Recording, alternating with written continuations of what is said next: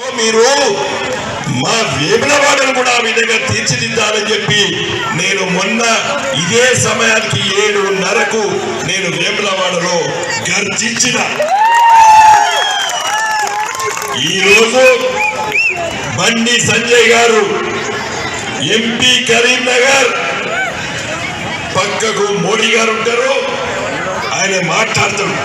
బహుశా మీరు టీవీలలో చూసిండ్రో చూడలేదో తెలియదు, చూడండి. ఎలా ఆయనే మన ఎంపీ ప్రధానమంత్రి పక్కకుంటారు.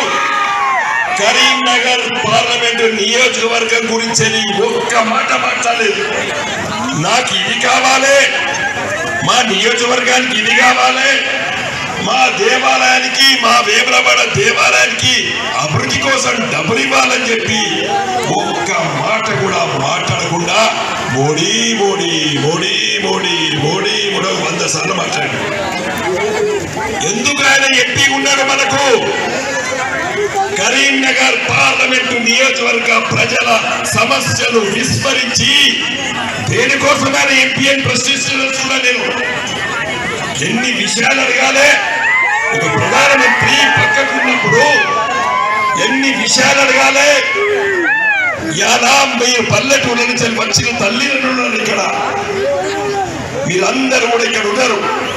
మీ అందరి ఆశ మీ గడుపులో ఉండేటువంటి బిడ్డ ఒక మంచి నవోదయ విద్యాలయం చదువుకోవాలనే ఆశ ఉంటుంది.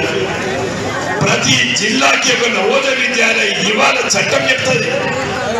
ఇలా మన తెలంగాణ రాష్ట్రానికి 23 నవోదయ విద్యాలయాలు బాకీ ఉన్నాడు మోడీ గారు. మనకు రావాల్సినాయి. నేను పార్లమెంట్ లో చాలా సందర్భంలో మాట్లాడినా. మరి ఎలా బండి సంజయ్ పక్కకుండి